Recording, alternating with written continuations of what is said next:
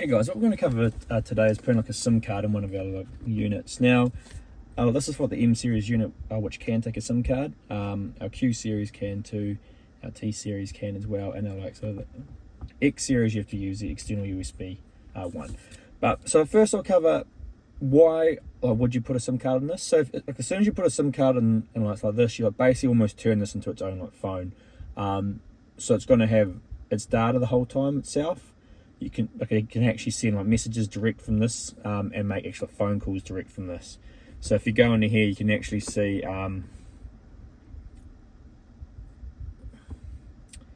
it directly as a phone app and a messenger app. So I guess the main reason people do it is to give the unit a data the whole time.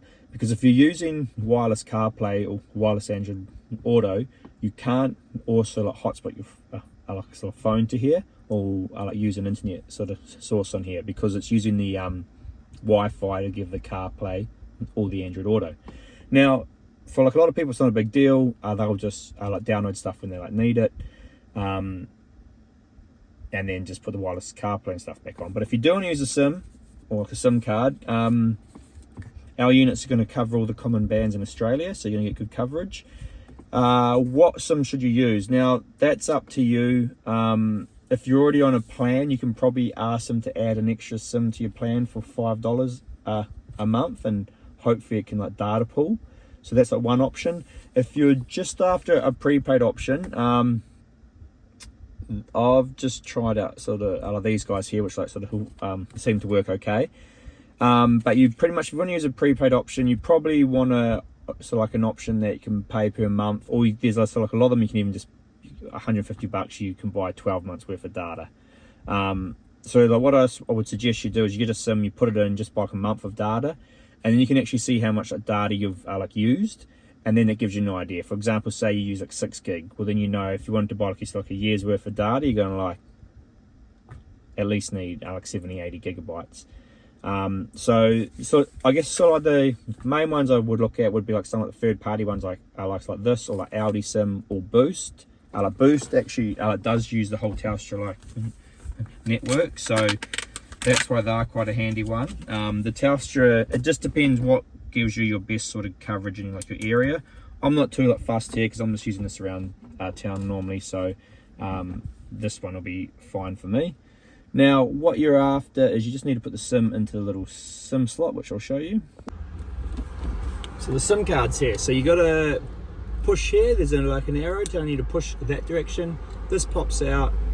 This here slides backwards, and it will open it up. Now, you see if I tip it upside down, you can see this little cage opens. So that's what you want it to be like. Have that cage open. Then when you go to put your SIM card in, your SIM card should come with these little cutouts, so you need to have the right size cutout. Obviously, if it was a micro, you'd trying to pop it out one more.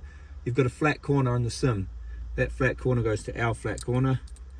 Obviously, things go down. Push that down, slide it forward, clipped in. That's it. That's all clipped in properly. Close that up. That's the SIM card in.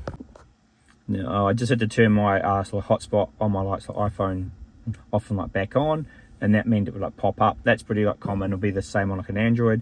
So I'll click on that, type on your password. You can see we have the internet now. Now we want to go and find our browser here, which is Chrome. And what we want to do is we want to go on to whatever was on your SIM card packet. So your SIM card packet will say whatever it is. So it says this here, buy the SIM, activate me. It'll have instructions on it. So we go like this. So you can see, I saw somewhere back, I saw it was on the Optus network, which gives you an idea of what network they use. The only one that actually gets the full range of Telstra is the Boost.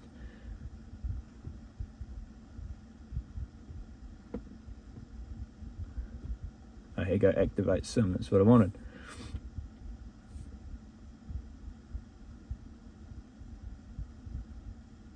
Alright, so activate your SIM using a web browser. Okay, that's quite cool. So the majority of them are sort of now work on like an app. So you could just go into like the Play Store on our unit and download this app. That's not too hard. So this one you can actually do in like the web browser, which is handy. A lot of them you do have to go into that. Now find the sort of like number here, which on here I can see.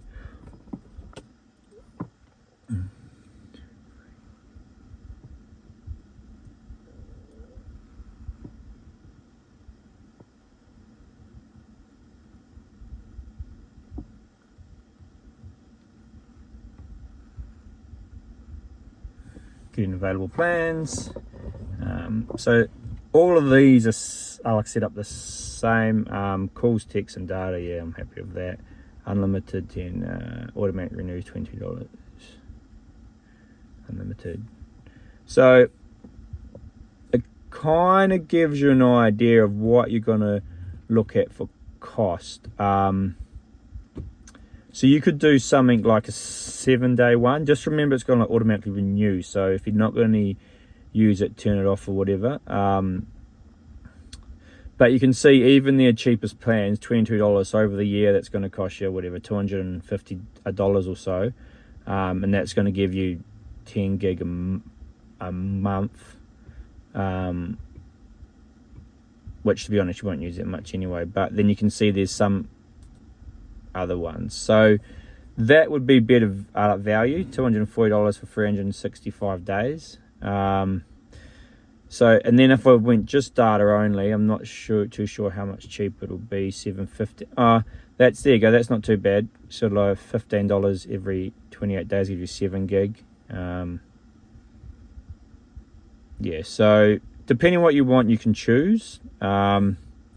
What I would do the first time is I'd go down and hopefully your provider provides you sort of like a shorter period one, and then you can work it out. I'm just thinking what I'll do in case I forget to turn it off.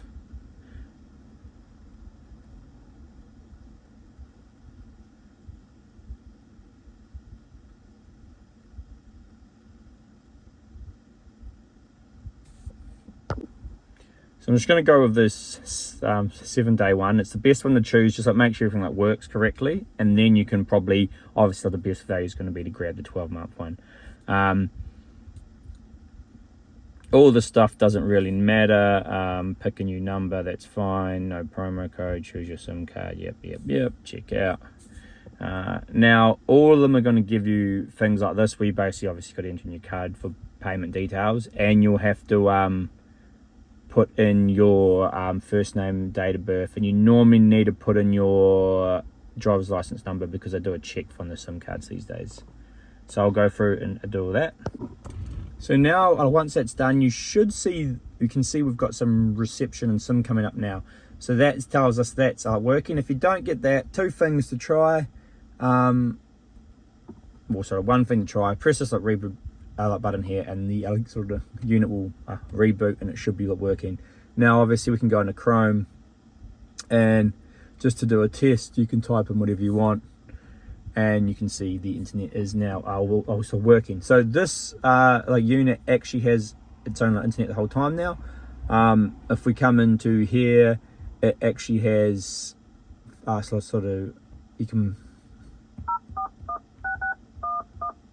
you could make like a phone call direct from here now. That's sort of kind of what I was trying to explain about. You could turn this into its own sort of phone, which is handy because some apps require a text message to be sent to sort of set them up, like I don't know, WhatsApp and what's not. So you can actually put that on here. Then you also obviously, being a phone, contacts is linked again to this thing here, being a phone as it is, and text messages. So you get it, so it becomes like a phone. It becomes it gives you data, and that is one of the sort of like the main things people use it for. And I guess what they do is, for example here on like CarPlay, you can't get like Messenger coming in.